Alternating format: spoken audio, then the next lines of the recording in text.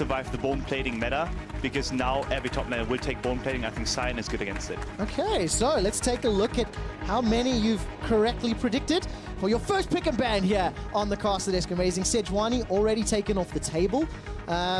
I would love to see a volley bear. I know it's tearing up solo queue. I know the likelihood is low. I know it doesn't work on the stage. I just want to see it. Amazing. If volley bear was meta, I'd be on stage instead of casting the games. But no, I think he's not good enough right now. But there's a slim chance that some junglers may pick it. Okay, we'll find out. We've got 10 games this weekend on 8.4.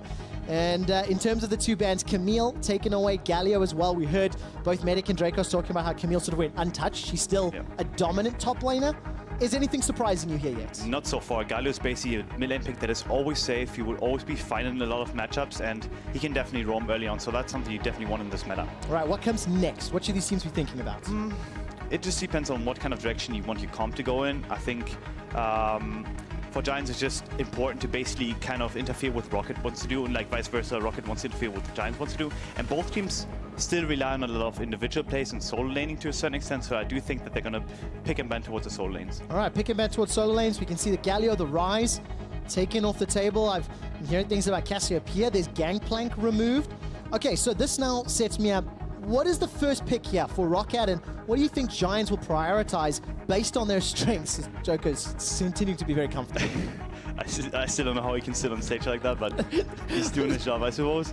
But yeah, like Skarner is definitely a pick. Okay, we see the ban now, but yeah, for ROCCAT, it's important to shut down the playmaking for Giants, because Djoko is someone that can definitely break or make a game. So I want to see them pick and ban towards there. And for ROCCAT, Heaq is still really a strong player. He's still someone that puts out a lot of damage and basically is one of the main carries on that team. So picking the Caitlyn early on is really good. Yeah, it's his most played champion. The split 4 times played until today. This is now 5, 2 wins and 2 losses under his belt. Braum is still open and available. Norskeren has played that a lot. This split is his most played. And of course, with Tristana being available, what do you think of Tristana being skipped over as a first pick? That's something we saw a lot last week. It's interesting. I think it's really down to preference and how you want to play the lane, because obviously Caitlyn still has that lane advantage, and they're kind of similar late game. But Caitlyn does provide the ability to take towers early because she will dominate the lane most likely. All right, towers early. Gonna play in your favor. Of course, reminder, we are on patch 8.4. We'll break down some of the specifics of the changes as we get into game. Zach is locked in for Djoko, with Sejuani and Skarner off the table. Memento's gonna have to look somewhere else for his jungle pick. Yeah, I think the Kha'Zix has been on the rise as we see it now, because blue and red smite do profit him a lot, and a carry pick like that will definitely work in this meta right now. What are you seeing in terms of the sort of flavor of team comp here on the ROCCAT side? You've got 280 carries, fairly squishy, you know, high damage jungler.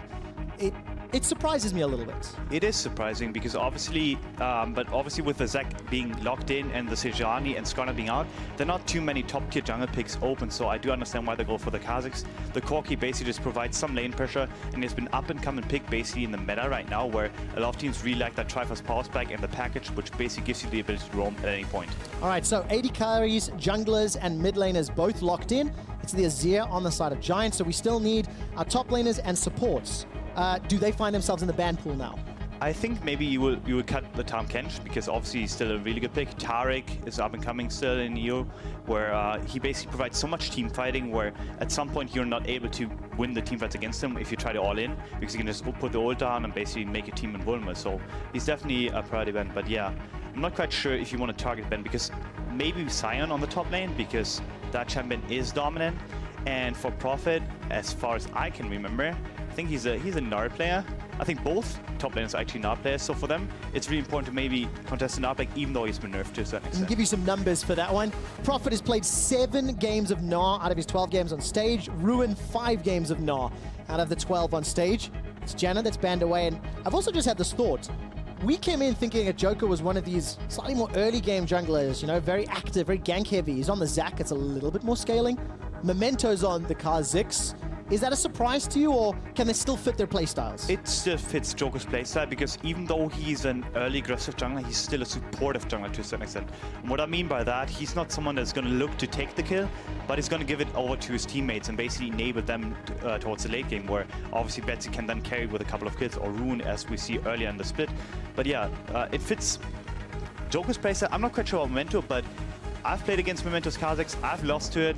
so I'm not too surprised to see it. All right, let's see if Djoko's going to lose to it today. The last ban is going to be another support. It is the Brand, the sleeper support that Deficio has been so excited about, and Targamas has a game on stage. He lost it, unfortunately, but that means it's not going to get played, and there's the Sion, exactly like you predicted. So Giants leaving their support pick to last, and for ROCCAT, they have to find a counter to the Sion. It's interesting. Yeah, I'm wondering what they're going to pick, because I've seen a lot of solo queue players play Darius for some extent. I know that the pro players don't really like him because he has issues getting into the team fight unless he's being enabled in some kind of way. But yeah, the Gnar is still available. Tahm Kench, as I talked earlier, I think he's a good pick in general. What would you like into Sion, looking at the team comp from ROCCAT? I think I would like a tank. I think you need something that basically allows you to engage at some point, because anything squishy right now will put you, not on a timer, but put you in a situation where you have to play for all 3 lanes. Volibear's a tank. Volibear could be played top. No, he doesn't count. He doesn't count. He doesn't count? He runs in and he dies. Okay, so going to get swapped away from Ornn, of course, was hit by the nerf bat quite a lot this patch. Is he that much weaker than Sion right now? It really depends on the team comp and how you play the map, because Ornn's main thing is still his ultimate. Like, obviously his damage now on the W has been nerfed or basically altered, but the ultimate is still the factor for Ornn, because if you get that engaged down properly, if you can engage on the backline and knock them up, it still allows you to do a lot of things, and Ornn didn't really get hit in that important. All right, so the long-range initiation is still available. It's going to be an important tool for this Caitlyn and Corki, and the team composition's rounded out here by Giants with a Braum support, so only the Sion as that sort of flavor of 8.4 that's been brought in. What are the win conditions for each team composition here? For ROCCAT, they definitely have to rely on some kind of late-game team fighting, because Corki and Caitlyn do definitely scale, and Corki, depending on the comp, definitely outscales Azir, especially with a poke coming in. Not quite sure if it happens in this comp, but yeah, you definitely want to just late-game team fight and hope for the best. Whereas for Giants, they have a lot of options. They still have that late-game option, especially with a Braum into Ornn. You deny that engage, so they definitely picked a really good champion there. So for them, just scale, play towards the bottom lane a bit early, because Tristana and Braum always provide that safe CC and that safe ability to basically get the gank off, and just enable them through that. All right, enable the bottom lane, maybe unlock those early tower kills that you talked about with the Tristana. Here's, of course, a reminder of your 2 team compositions. Jump onto Twitter and let us know who you think is going to win by voting with those hashtags ROC win or GIA win. And let's see whether or not the damage comp on the side of ROCCAT will outscale the side of Giants, with only really 2 of those damage threats. Djoko looking very relaxed today as he goes up against Memento. I mean, there's so much pressure on the line here. Both of these teams are struggling. They're in the middle of the standings. They're on a loss streak. Of course, amazing, the last time these teams played, it was Giants that won. It was those Jinx traps right in front of Baron. We were talking about it earlier today. Is that something that comes into your mind? Do you remember that when you're standing there? I mean, if Jinx was on the enemy team, I think Memento would have some flashbacks, definitely, because he just jumped into it and basically lost the game for his team. But I don't think it's gonna pop back into his mind, especially if he looks over and sees Djoko just being that relaxed. I think he can take some of that relaxment too for himself. Exactly. All right. Well, we'll talk a little bit more about the gameplay in a moment. Unfortunately, ladies and gentlemen, I'm sorry to everyone here in Berlin, as well as watching at home. We do have a brief player-related pause. And we'll give an update as and when I can, and we'll jump back into the game. It gives us a little bit more time to talk about some expectations for itemization. Yeah, there's going to be a lot of variety in the mid lane, I still think, because now obviously people have to almost figure out the patch for themselves. It's not just the item changes, but it's also like obviously the different champions then taking different items and whatever it is. And we'll definitely see a lot less Morellonomicon, because that item is, while it's still really AP heavy and it gives you that flat magic pen now, as far as I remember, it's still an item that basically people relied upon to get CDR, and that doesn't come from that item anymore. Got it. That makes perfect sense. And of course, for Corki, the item changes don't really impact him, right? He's still going to go with that traditional AD carry build. Unless he somehow goes full AP for some reason and trolls. Yeah, I think it doesn't impact him too much. I think the Triforce is still going to be the preferred choice into the eye-edge, and then look for whatever you want to build into. Yeah, it's pretty traditional build for him. What about Betsy's Azir? What do you like on Azir? You know, how has his itemization changed, if at all? Oh, I wish I knew. I guess for Azir, it's just about like I think Ludens maybe. I'm not quite sure actually. because Azir does have a lot of options basically, and for him it's still though the same concept. You know, you want to have some attack speed, you want to have early CDR, just to basically get your soldiers down and poke the enemy. So yeah. So traditional Nash's Tooth, and then we'll see what happens next. All right, ladies and gentlemen, the players are back on stage. So we'll be jumping into ROCCAT taking on Giants in just a moment. Ladies and gentlemen in Berlin, if you can put your hands together, we're kicking off patch 8.4. And it is Ornn versus Sion in that top lane. A little bit of a change with the Sion. Very excited to see whose long-range ultimate engage will be more effective. Glacial Augment for Ruin in the top lane, as well as Targamas in the bot lane, as well as Norskeren. So nothing really surprising everywhere else when I look down the rest of the keystones. The Glacial Augment is kind of a surprise because in some matchups you do want to have the range Therese of the Arcane Comet. So I suppose because it's a melee matchup, he doesn't need that necessarily, so he's opting for that. But yeah, other than that, Glacial Augment on the Braum too, so he has that extra slow instead of Guardian, which basically gives you extra protection. But yeah, overall, nothing too surprising. It's just like basically different iterations of the meta. Let's focus in on junglers. You already mentioned that Djoko could opt into going down towards that bottom lane, maybe enabling the Tristana and the Braum. Obviously, on this patch, a lot of item changes, no more Tracker's Knife. So talk me through this this matchup and the decision-making that Djoko Memento can bring to the table. I think for Djoko, just basically, I mean, he opts for the blue buff, which is interesting. I thought he was going to play towards the bottom side of the map, but he's probably afraid of like a Kha'Zix invade or whatever it is, which is why he bought his red buff too. But yeah, for him, just basically slowly scale early game, you know, don't make too many plays that can backfire, don't go for the 50-50, but just stay safe. Whereas Memento kind of has more leeway in that regard, where he can decide, hey, I want to go for this, I'll probably beat the 2v2 because I have a Kha'Zix which does a lot of damage.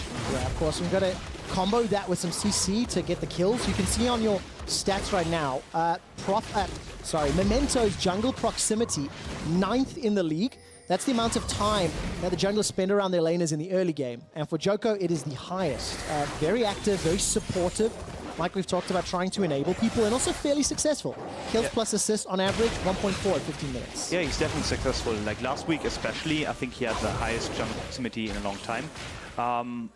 And he also has been just like efficient, you know. It's just not just his effectiveness playing around lanes, but when he ganks, he actually gets something done, you know, which is kind of a difference for Memento, who's basically just kind of walking around lanes, not really that close, but still just providing vision. Not really that efficient in the ganking department. No, but fairly efficient in the vision department. That's something Memento's done very well. Vision score, as well as the whole team, really. ROCCAT as a squad plays a lot of control wards. We caught a glimpse of Betsy placing that ward just behind the red buff. Memento decides to leap over into the Dragon Pit. And of course, the start by Djoko gives him a small advantage. No buff to steal, no challenge, so Memento couldn't go toe-to-toe with Djoko Zac. Yeah, definitely. Now, obviously, we have the Kha'Zix kind of like evading the vision because that ward is so specific. Oh, a lot of damage onto Betsy. Forced to use the Summoner Flash. And that's going to give an early advantage to Blanc in the laning phase. Yeah, really smart gank from Kha'Zix. Maybe he actually knew where the ward was going to be placed, because that ward is really, really common for mid laners to place on the edge of basically the Wraith entrance. And we see another gank coming in mid lane where Djoko forces the counter flash. All right, going to get the little stretching strike. So far, it's gank for gank. Memento fancies his chances. Djoko's down to 200 HP. Picks up a passive from that cell division. Blob, rather. And he manages to walk away with his life. But early ganks on both sides, and it's cost summoner spells on both sides. Yeah, and both towards the mid lane. They understand that this Corki Azir matchup can swing in both ways, where one can push the other, and whoever gets pushed can basically control the pace. Well, another unfortunate pause here. We are giving you the welcome introduction to the caster desk, amazing, where the dramatic pauses just add to the build-up. It adds to the ambiance. I think Djoko is just unhappy that he cannot fall asleep in that chair right now. It's not comfy enough. We'll have to see if we can have a cushion. Of course, Kissing famously brought the Baron pillow that he always used to sit with. How he did that, I don't know. I tried it. It was very uncomfortable. But of course, we've seen the junglers' interactions. Not really surprising around the mid lane. Of course, Betsy has had a little bit of help from Djoko over the splits. what happens next, right, in terms of communication, in terms of the teams and how they talk to each other based on these repeated and early ganks? I mean, you basically both teams understand like the win condition to a certain extent, where this matchup can possibly swing both favors in both favors, where you just communicate now. Okay, we don't have, I don't have flash, the enemy doesn't have flash, gank again, basically. That's communication. And I expect potentially Braum to come in, especially if Norskeren can hit the level 6 before the flash comes back up. You can easily get a gank off the thing. All right, use that Abyssal Voyage ultimate, get in behind, maybe even bring Memento with you. Possibilities are there. We caught a glimpse there of Prophet and Ruin trading. What do you think of this matchup? Ornn versus Sion. Obviously, Sion's currently kind of like the flavor of the patch in many ways. Yeah, it's a hard matchup to predict. I don't know enough about top lane, to be fair, to actually like to say that it's gonna swing one way or another. But I do think that Sion, at least from my solo queue experience, because every time I play against a Sion, it's free lose. That a Sion is getting the push and probably gonna roam around to level 6. Let's see what he can do right now. Using that Soul Furnace, pushes the wave in. The Battle Roar as well, over and over. Prophet's gonna have to farm at a tower and do relatively well. No real surprises here to open up the early game. Yeah, the W nerf seems to have hit him. Like, actually, that... Because in most cases, when you played melee against melee as Ornn, you're more likely to win because your W damage was just so insane that... and the ability to basically spam it almost, that there was no interaction with you. Well, right now, Ruin's going to get himself that smash down to start it all. And as they continue trading, both of these teams are struggling at the moment, amazing. ROCCAT, they're on a 2-game losing streak. And in their last 5 games, they went 2-5. Giants have gone 1-4. We talked in the week about how these teams' strengths and weaknesses are kind of opposite one another. What's your summary on the strengths of both of these teams? I think ROCCAT is really good at the theory of the game. They're really smart about like what they have to do in theory, basically like put the wards down, play towards certain matchups and scale to a certain extent where you hit the item spikes and then you team fight and win the game through that.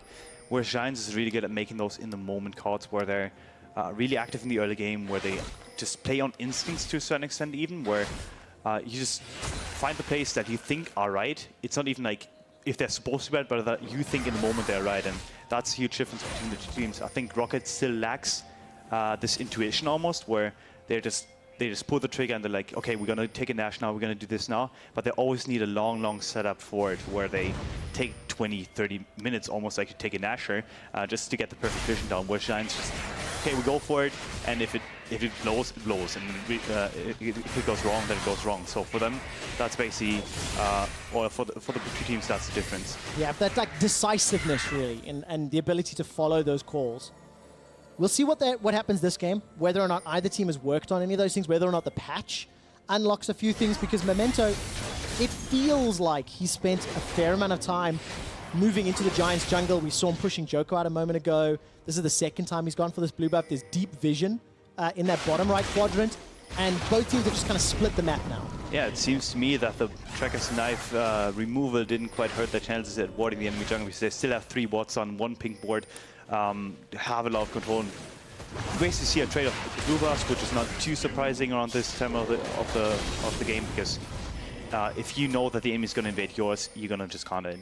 And of course, you're just leaning into the strong side of the map. Oh, Blanc has found Djoko! Oh god. Oh no! The passive is popped! Blanc's gonna hop over the wall with Valkyrie. Here comes Memento and the invade. Somehow, that's first blood! It's picked up by ROCCAT! It's not done yet! Ruin flashes over the wall! It's a double kill for Blanc! Now in the passive, Prophet is trying to get run down. Ruin gets the kill from beyond the grave.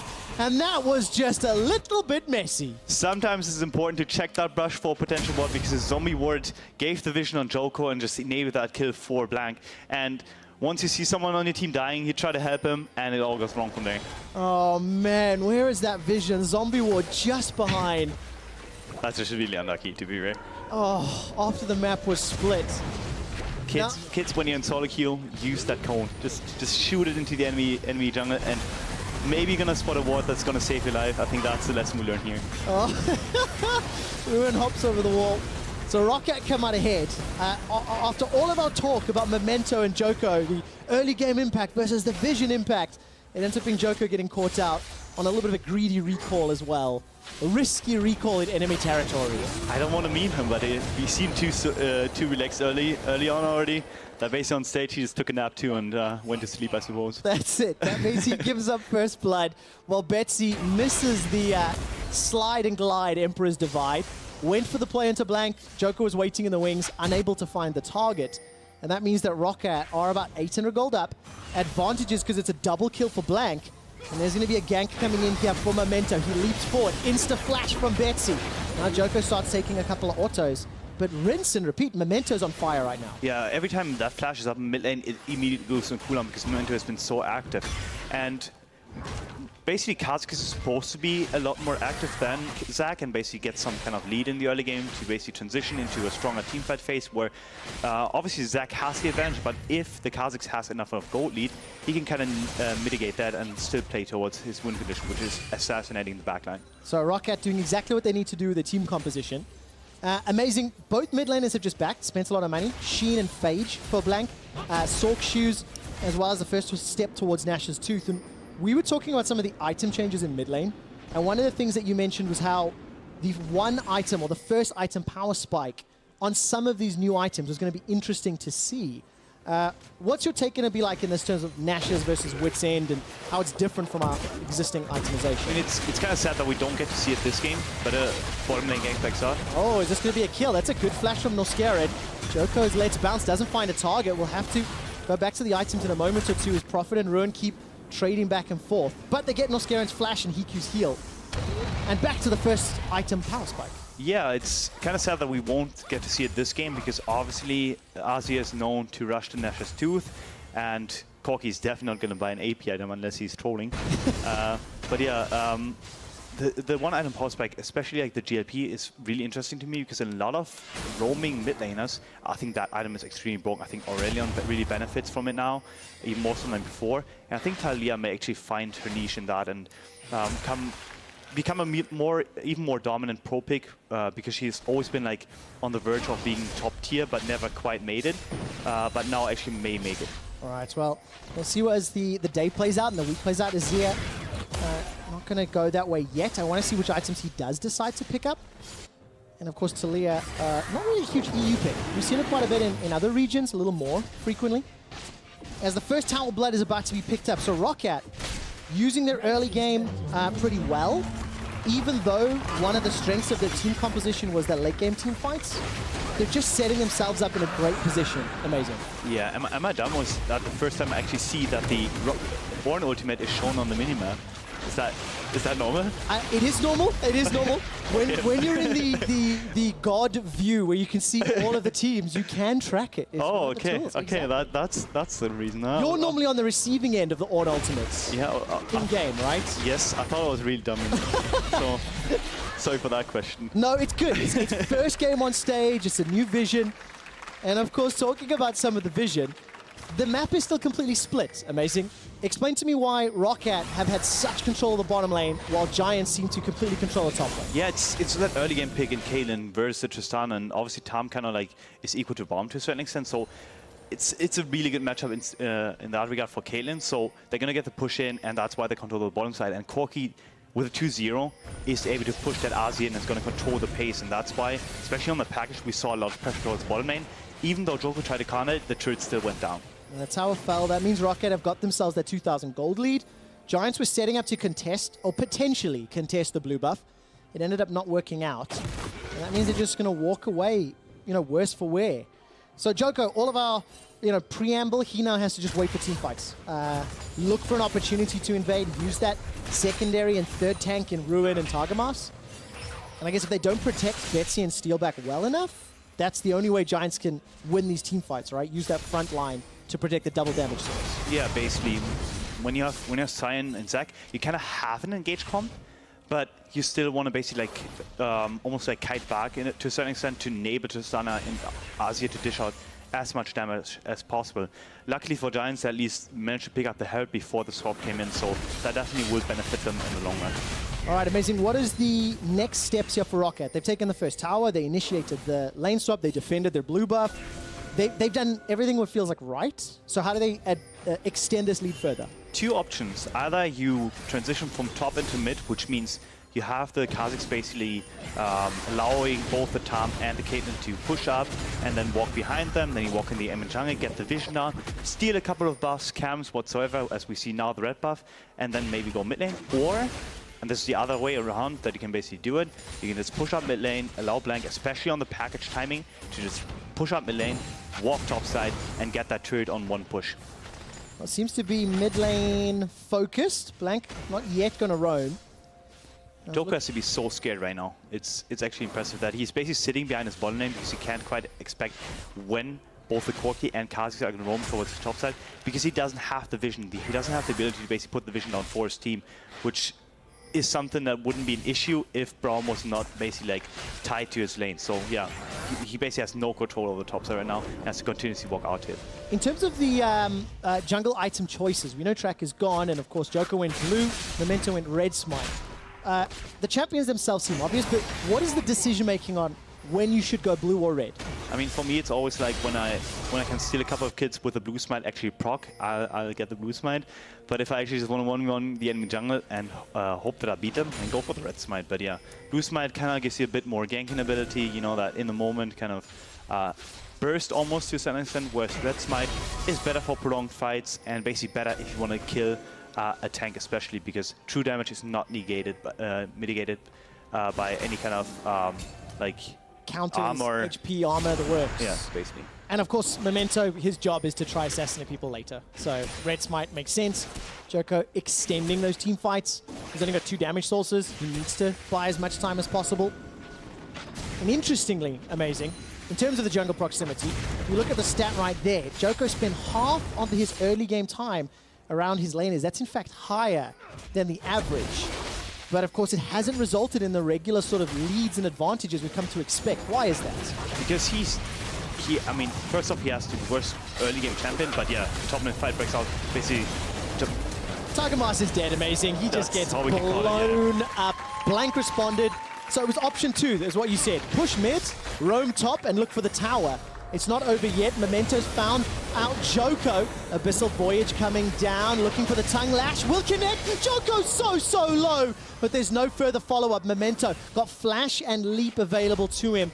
Not going to chase, and ROCCAT, they're even going to stop the Herald just before it hits the tower for such a low amount of damage. What a fantastic game in the early game for ROCCAT. Yeah, Giants finding no opportunities to actually make a play. They're being completely outplayed by ROCCAT right now, where they have the top lane pressure, they have the mid lane pressure, and they can do whatever they want to.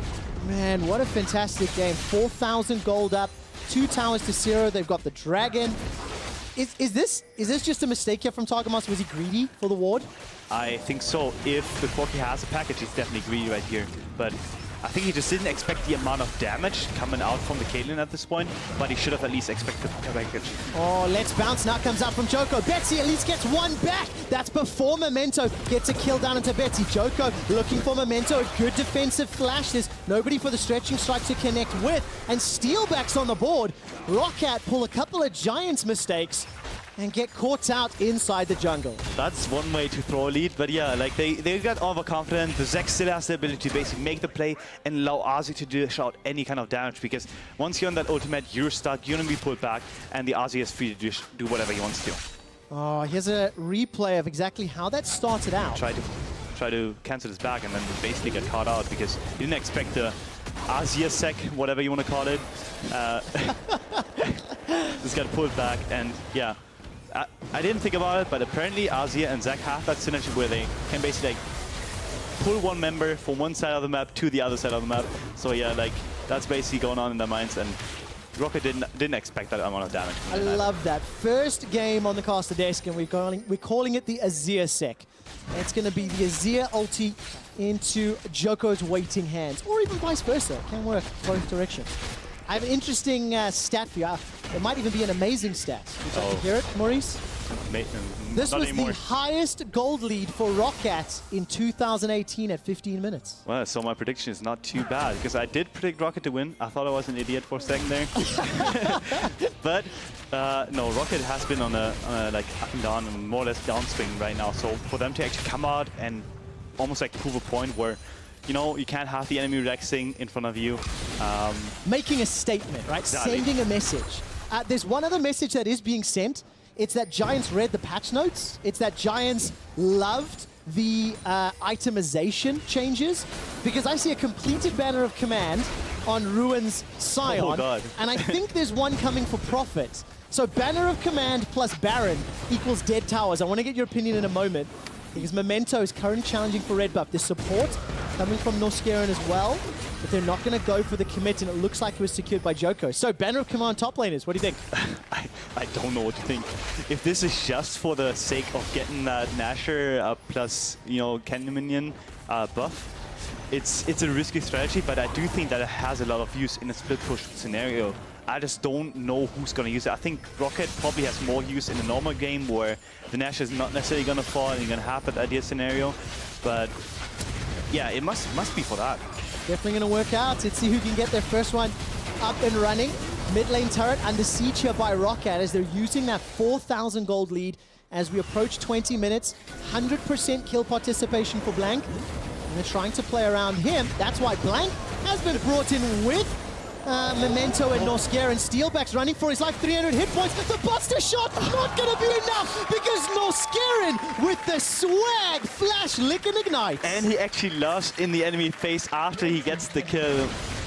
Oh man, I just don't think he expected the amount of mobility that Kha'Zix actually has when he has those mobility boots coming down, that he can always just chase him in jungle. You will never see him even through pink wards, which is a mistake that a lot of teams do in solo queue. And that's exactly how Steeelback gets caught out. Now, if you're Memento and this buster shot sends you flying, what's going through your head, Amazing? Because I'm sure you've experienced this in solo queue. If I don't get the kill, I'm tilted. But yeah, like, gladly he had a support to back him up and, you know, jump in, flash in, get the tongue lash down.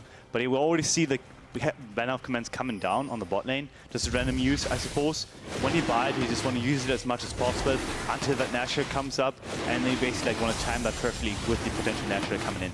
Oh man, Nashor is obviously alive. The Nashor buff has been buffed up this patch. Oh, see if we're going to have any contest. Memento not going to go over the wall, and on the minimap, Prophet is going to come back up Memento and Blanc, and it's just donated. Ruin was trying to sneak that one away and ends up being secured. The second Ocean Drake now for ROCCAT. Yeah, Giants have been running their own charity this game, I think, because like in most cases, whenever they try to go for an objective or any kind of play, they dismiss the ability of Corki to just have that package and run it down, because like you just started dragging, you have no control about mid lane, and then you just lose it because of that. Oh man, there we go. We can see how difficult it is for this Sion to kill this banner-empowered minion. I mean, that is such a long time before it goes down. It'll be interesting to see how it impacts, because of course the Baron buff will now increase the ranged minion's durability.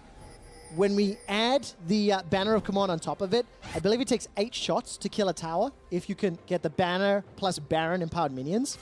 And then I guess you just use the poke of Caitlyn, Corki, Kha'Zix, and the traps to protect it. It's just a siege cannon now, full on. Yeah, the more I think about it, the more I think that ROCCAT's comp is actually supposed to power spike around the time that you get a Nashor. Like, obviously having an early lead because of the Caitlyn is something you can always secure. But yeah, when that Nashor comes in and they actually have that ability to siege, they're going to be unstoppable. So yeah, like, you're right.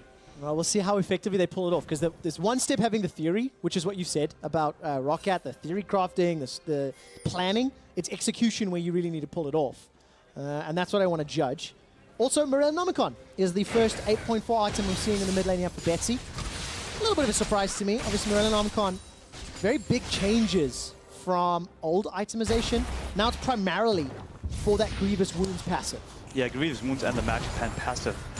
Not quite sure why he opts for it here, because I don't think that anyone on the team necessarily benefits too much from Lifesteal, but I think it's about that Magic Pen spike that is similar to the old Leandris, that obviously now doesn't have the Magic Pen anymore, but now basically has just the percentage HP and the duration in a team fight, where you get 2% for every second. But yeah, like, it's basically replacing that. All right, replacing that position. We'll see what damage Betsy has. Djoko took a big chunk of damage from Heaq. He got 3 or 4 autos off with his Infinity Edge and Static Shiv. And every time I see this many members of the blue team in the red side jungle placing wards, it feels like a Baron setup. Amazing. What do you think? I think it is. I think it's ROCCAT's time finally to just push out the top lane, rotate mid lane, because they would always get the 4-1 priority. If you have so much damage on both carries, you just walk it down mid lane, get the wards down. Even with less wards available, it's still a possibility. All right, what's the next step? Push the lanes in, obviously, get the wards in the jungle. At what point do ROCCAT feel confident enough to start Baron? I think when Corki has the next package, and Caitlyn has 3 items, because for them it's really important to just get some poke down. And when you have the rapid fire cannon on Caitlyn, it's really easy to land it. There's no possibility for you to actually evade it, and you'll be poked down no matter what. Well, Djoko's about to get poked down once again. Smited up by Memento, and the red buff's even going to get stolen. I mean, Djoko is just having such a tough game. Been invaded, been caught out. He, of course, gave up first blood, caught sleeping a little bit, and it's up to Djoko to help turn this around. We focused a lot on ROCCAT because obviously they're in the lead. How do Giants play from behind is Memento. He's going to fancy his chances onto Steeelback. Summoner heal already used. So much damage going down. Memento's now going to get caught up by the Elastic Slingshot. Let's bounce, pulls him back under the tower as the Glacial Fissure buys some time. Not quite sure that flash engage was worthwhile, because now all of a sudden ROCCAT, they're actually peeling back for the Baron. I think ROCCAT cannot start naturally yet, but it's so smart how they use the Kha'Zix right now. All right, the Decimating Smash comes down from Ruin as Call of the Forge God comes out. It's actually missed, not even needed. Betsy gets taken down, and these are just some uncharacteristic mistakes here. People falling apart, being pulled apart, and ROCCAT get a very easy kill. Yeah, it was a great setup. They had the Ornn engaged down the mid lane. They knew that Braum was chunked out, so there's no way of stopping it. Man, look at the vision as well. The observers toggled. ROCCAT had complete vision control, making all of the right decisions, all of the right information. Double the vision score for Memento over Djoko. Obviously, with the gold lead, you can afford to buy more wards, but amazing, what was happening here? Yeah, Betsy thought he had an easy kill on to Ornn, but there was no way they're going to kill Prophet at that point, because they don't have the damage amongst the two of them. So it was just misguided engage, and they got caught out for it. Got punished for it. That means ROCCAT 6 kills to 3. Still 100% kill participation for Blanc. If the analysts were to predict a name for player of the game, I think Blanc might be one of them. He'll be up there along with Memento. I like Memento's play this game. Like, I thought coming into the game that he's going to be the one that's going to be passive and like not really doing too much, but he opted for the Kha'Zix, and he's basically showing why it's a private pick. He keeps assassinating. 1, 2, one more shot's all that's needed. Steeelback almost escapes. Will not be able to though. Now Betsy gets chunked out. Slide, glide, divide, and Giants are routed and running for their lives. Djoko gets knocked up and caught down. His passive is popped, and the little bloblets get chunked down. Norskeren tastes the fear in Giants, and ROCCAT will pick up 3 easy kills, setting themselves up for a fairly safe Baron. That's going to be the Nashor for sure. Memento is playing it so smart. The Duskblade and obviously the ultimate passive. If you run into a brush, you're not going to receive even through pink voids. There's no way of stopping it, and he's doing beautifully. Oh, such a good performance as the mid laner is under pressure. But I mean, look, to be frank, the balls to go in 1v4, like that's commitment. The thing is that he can actually still run out. He can legitimately run from that bush into the top side, so he's not even in danger. Like, the way he plays it is perfectly. He doesn't really care what the enemy is doing. He just knows that if I chunk that Steeelback out, if I chunk the Azir out, I'm gonna get a Nashor right here. That's exactly what they did. They got the kills, got out safe. Baron buff plus 9,000 gold. Right, observers, where is the Baron empowered banner minion? That is what we need to track. And we want to see how many shots it does, because, amazing, that minion that Prophet will be bringing up in just a moment might actually do more damage to a tower than all of Giants combined. That's what we're going to track. 0 towers killed, only the top tower chunked out. I think this guy could do it. Yeah, I'm already saying goodbye to that bottom turret, because that should just be gone. Like, it's so interesting that we now have a 100% finish. Or we actually have 2 banner minions even, so they can basically push 2 lanes at the same time, and that's gonna basically enable the push, and it's gonna destroy the game because they have so much range on their team. Okay, we're looking at this. Right, if this tower falls, this single minion has done more to the rift than Giants. Boom! Ladies and gentlemen, welcome to the Siege minion meta. Norskeren has got himself a banner of command as well. Look at it. Oh god. Do you know, this is actually disgusting. The volcanic rupture, plus the Caitlyn Yordle snap traps, plus the poke, plus the Banon-powered siege minion. It is destroying Giants. The inhibitor has already fallen. This minion hasn't even been touched, and they can just do it again. Yeah, I'm glad that the technicalities that I talked about for ROCCAT earlier, that basically things in the game that, like ward coverage, you know, item choice, whatever it is, are finally working out for them. That banner choice, 2 of them actually on the same team, is really working out for them. Oh man, ROCCAT, they're gonna do it again. Look at this damage. How much can it do? Look at that chunk. I think it's dealing more than what Heaq's doing.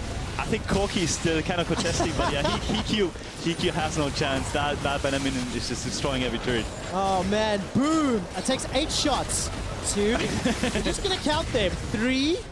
How do you get past that? 4.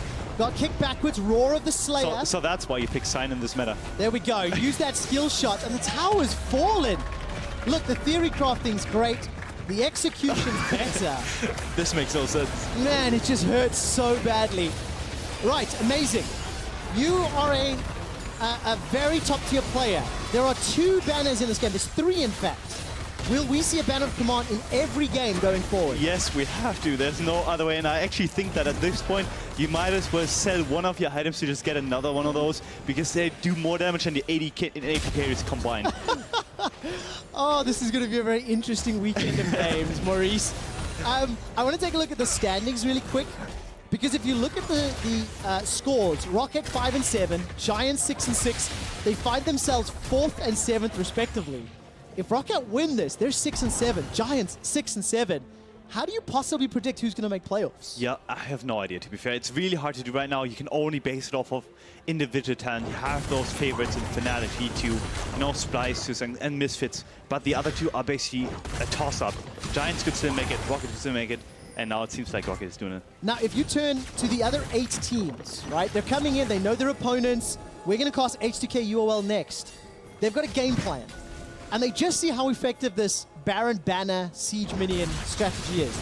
Let's assume you haven't prepared that. Let's assume you haven't seen that yet. How much does that throw off your prep coming into a week? Definitely a lot. But item choices are not that hard to basically like copy, because in the end you just have to buy an item in the game. But yeah, like if you didn't think about it before and if you didn't scrim against it, this is really hard to play against. Yeah, it really is. I think there was even a mechanical misplay there.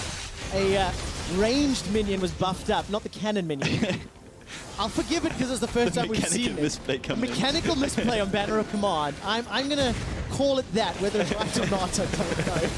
But ROCCAT, they are just destroying Giants. 13,000 gold up, 9 kills to 3.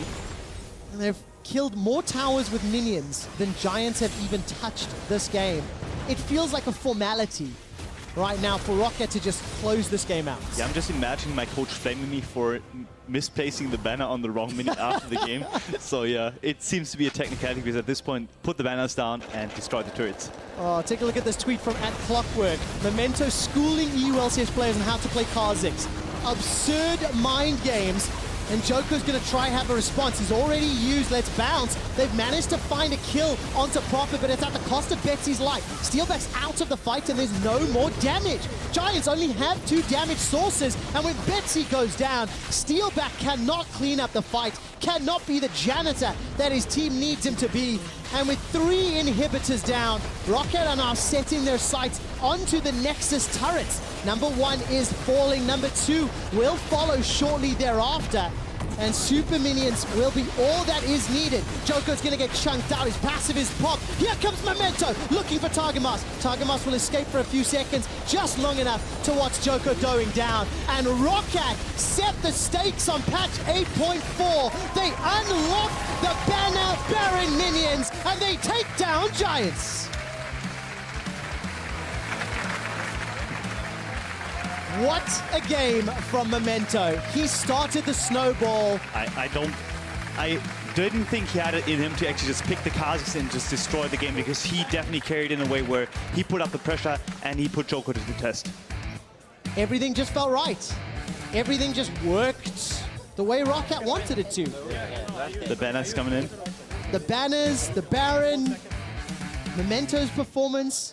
And this just, it just keeps that mid lane, mid-table battles so close and so tight right now. Yeah, I'm so glad that it is actually this way. We had so many splits in which we had top teams dominate, and there was a definite top 3, top 4 maybe even. But now it's a top 2, and then you have a lot of teams who are definitely able to take games off of one another.